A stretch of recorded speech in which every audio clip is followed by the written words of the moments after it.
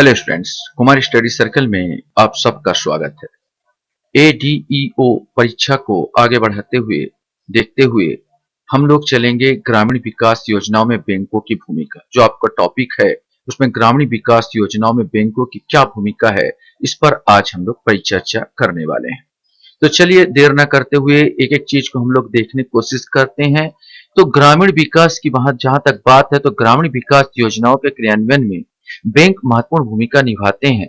ग्रामीण विकास के लिए रूरल फाइनेंस सिस्टम का एक महत्वपूर्ण योगदान होता है। इसके लिए बैंक के द्वारा दो सेक्टरों पर कार्य किया जाता है, जो कि इस प्रकार है।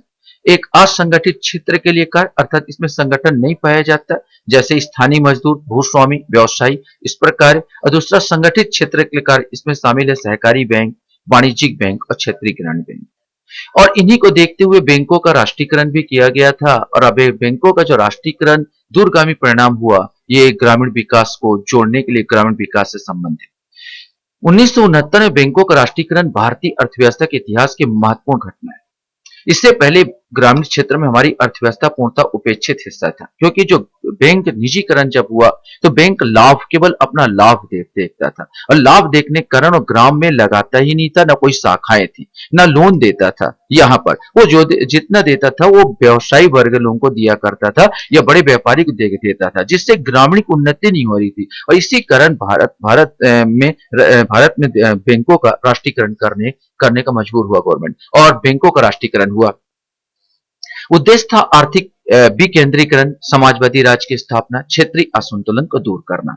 19 जुलाई 1969 को 14 बड़े बैंकों का राष्ट्रीयकरण, जिसमें जमा राशि 50 करोड़ से अधिक थी। और 15 अप्रैल 1980 को 6 बैंकों का राष्ट्रीयकरण, जिसमें जमा राशि 200 करोड़ रुपए से क्या थी, अधिक थी। ये दोनों इंपॉर्टेंट है कि 1969 में 14 बड़े बैंक और 1980 में 6 बड़े बैंकों का क्या किया गया था, राष्ट्रीयकरण किया गया था। यह आपको देख के जाना है, कभी कभार अगर पूछे तो आपसे बनना चाहिए। संस्थागत वित्त एवं विनियोजन की बात अगर हम लोग करते हैं, तो वर्ष 2021-22 के अग्रिम के सकल राज्य घरेलू उत्पाद स्थिर भाव में अग्रिम अनुमान में बैंकिंग क्षेत्र का योगदान 8,71,819 लाख रुपए अनुमानित है। राज्यों के बैंकों की संख्या जून 2021 में, यह देखना, राज्यों में बैंकों की संख्या जून 2021 में 47 करीब 47 थी। इसकी शाखाएं 3,130 थी, जहां एटीएम की संख्या 3,320 थी। इसमें कुल जमा, ये सब मत देखिए क्योंकि हर बार बदलता रहता है। प्राथमिकता क्षेत्र में आवंटित ऋण में जून 2020 की तुलना में 2021 में 6.44% की वृद्धि हुई। महिलाओं को आवंटित ऋण में 2020 की तुलना में जून 2021 में 18.45% की वृद्धि हुई।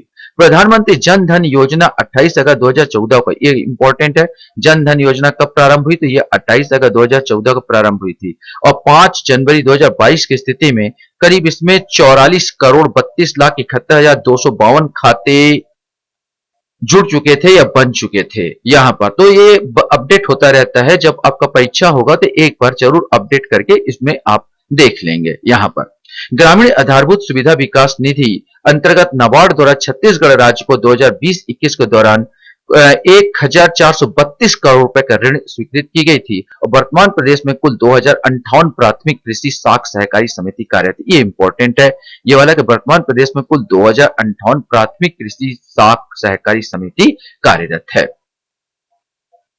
अब ये जो नाबार्ड है, इसको देखना बहुत इंपॉर्टेंट होता है, क्योंकि राष्ट्रीय कृषि और ग्रामीण विकास बैंक नाबार्ड, जिसकी स्थापना 12 जुलाई 1982 को शिवरामन समिति की सिफारिश के आधार पर की गई थी। दोनों क्वेश्चन इंपॉर्टेंट है कि नाबार्ड की स्थापना कब हुई थी, तो 12 जुलाई 1982 को, और समिति कौन थी, तो शिवरामन समिति की सिफारिश। ये दोनों क्वेश्चन बार बार पूछा जाता है।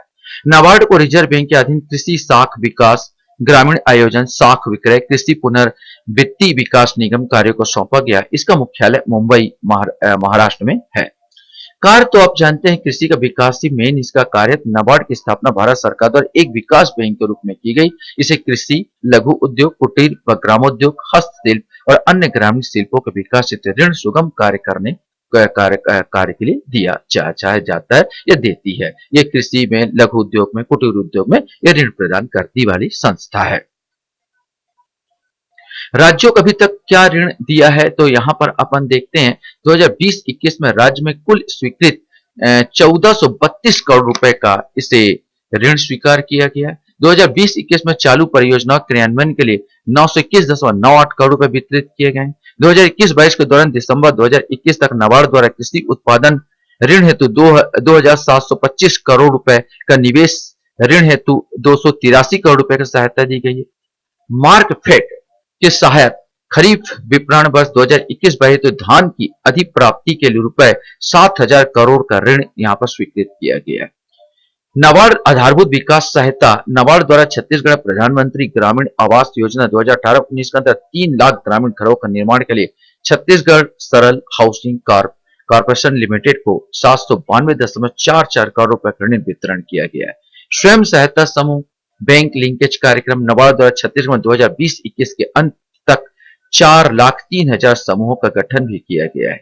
स्वयं सहायता समूह का डिजिटाइजेशन के लिए ई शक्ति नाबार्ड ने 15 मार्च 2015 को स्वयं सहायता समूह को डिजिटाइजेशन के लिए ई शक्ति कार्यक्रम की शुरुआत की। बन सकता है ई शक्ति कार्यक्रम शुरुआत किसके द्वारा की गई? तो नाबार्ड द्वारा। और वाटरशेड विकास कार्यक्रम ग्रामीण क्षेत्र में जल समस्या के निवारण के लिए नाबार्ड की इस वाटरशेड विकास योजना के अंतर्गत राज्य में 19 जिलों का संचयी रूप से 87 वाटरशेड परियोजना हेतु स्वीकृत कुल राशि 53 करोड़ रुपए है। एक नजर आप इसको देख के जाएंगे। वाणिज्यिक बैंक की बात कर लिया जाए तो वाणिज्यिक बैंकों की अर्थव्यवस्था की प्रगति में एक महत्वपूर्ण भूमिका होती है। बी वेंकटा पापा, याद रखना, बी वेंकटा पापा की अध्यक्षता में अखिल भारतीय ग्रामीण ऋण समीक्षा समिति ने ग्रामीण ऋण प्रणाली की जांच की और यह देखा कि सहकारी ऋण अक्सर समयबद्धता, पर्याप्तता और निर्भरता के मानकों कमी से कम हो जाती। इसलिए सहकारी समितियों ने 1950 में अपने कवरेज में वृद्धि की। 1969 में वाणिज्यिक बैंकों का राष्ट्रीयकरण भारतीय बैंकिंग इतिहास में मील का पत्थर साबित हुआ और आर्थिक विकास के लिए मजबूत पृष्ठभूमि प्रदान करने के लिए बैंकों का कृषि वित्त के क्षेत्र में एक बड़े पैमाने पर लाने का अवसर मिला गया। छत्तीसगढ़ राज्य ग्रामीण बैंक जो कि इंपॉर्टेंट होगा आपके लिए, उसको थोड़ा सा देखेंगे तो छत्तीसगढ़ राज्य ग्रामीण बैंक एक क्षेत्रीय ग्रामीण बैंक है जिसकी स्थापना वर्ष 2013 में छत्तीसगढ़ ग्रामीण बैंक, सरगुजा क्षेत्रीय ग्रामीण बैंक और दुर्ग राजनांदगांव ग्रामीण बैंक को मिलाकर संसद के एक अधिनियम के तहत की गई थी। तो इस सन को डेट को याद रखेंगे, वर्ष 2013 में छत्तीसगढ़ राज्य ग्रामीण बैंक की स्थापना। छत्तीसगढ़ राज्य ग्रामीण बैंक केंद्र सरकार का हिस्सा 50% और राज्य सरकार का हिस्सा 15%, स्पॉन्सर बैंक का हिस्सा 35% निर्धारित किया गया। इसको भी देख सकते हैं, 50, 15 और 35 का रेशियो। छत्तीसगढ़ राज्य के ग्रामीण बैंक स्टेट बैंक इंडिया के स्पॉन्सर में कार्यरत है जिसका मुख्यालय कहां पर? रायपुर। क्षेत्रीय ग्रामीण बैंक की अगर बात कर लिया जाए तो प्रारंभ, ये बहुत बार क्वेश्चन पूछता है कि क्षेत्रीय ग्रामीण बैंकों का प्रारंभ कब हुआ था, तो क्षेत्रीय ग्रामीण बैंकों का प्रारंभ 1975 2 अक्टूबर महात्मा गांधी की जयंती पर 2 अक्टूबर 1975 को 5 क्षेत्रीय ग्रामीण बैंक स्थापित किए गए थे। इसका उद्देश्य था एक छोटे क्षेत्र को आधार बनाकर विशेषकर ग्रामीण क्षेत्र में सीमांत एवं लघु कृषक, कारीगर, छोटे उद्यमियों को ऋण और जमा सुविधाएं दिलवाना। 2005 में 196 क्षेत्रीय ग्रामीण बैंक थे जिन्हें चरणबद्ध तरीके से पुनर्गठित करने के बाद वर्तमान क्षेत्रीय ग्रामीण बैंकों की संख्या मात्र 43 बची है। 43 सबको एकजुट कर दिया गया। अब है सहकारी बैंक, कोऑपरेटिव बैंक, ये भी इंपॉर्टेंट है। इसकी स्थापना अलग अलग राज्यों में अधिनियम बनाकर इसकी स्थापना की जाती है। सहकारी बैंकों पर आरबीआई का नियंत्रण आंशिक होता है, ज्यादा नहीं होता। भारत में सर्वाधिक सहकारी बैंक महाराष्ट्र में है। क्वेश्चन बन सकता है कहां पर सर्वाधिक सहकारी बैंक है, तो ये आपका महाराष्ट्र में मिलेगा। संरचना त्रिस्तरीय संरचना इसकी होती है। केंद्रीय सहकारी बैंक, जिला सहकारी बैंक भी कहते हैं इसे, इसका कार्यक्षेत्र एक जिले तक सीमित होता है। राज्य सहकारी बैंक, इस बैंक को राज्य का शीर्ष सहकारी बैंक कहते हैं। यह बैंक राज्य के केंद्रीय सहकारी बैंक को ऋण देता है और उनके कार्यों पर नियंत्रण रखता है। और सहकारी समितियां ये ग्राम स्तर की संरचना, ग्राम स्तर पर कार्य करती है।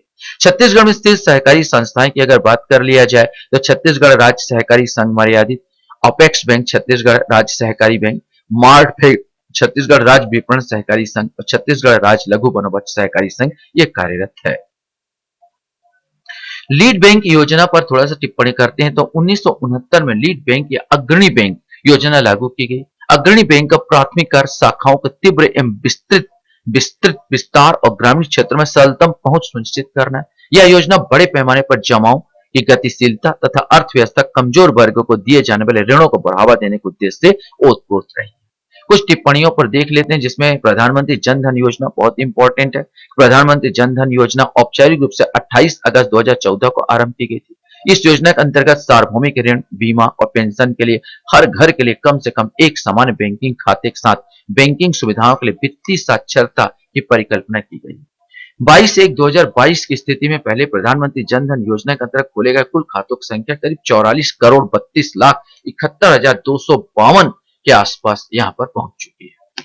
कुछ और टिप्पणी अगर देखें तो रुपे कार्ड की बात किया जाए तो इसकी स्थापना प्रारंभ जो हुआ 8 मई 2014 से ये प्रारंभ हुआ है।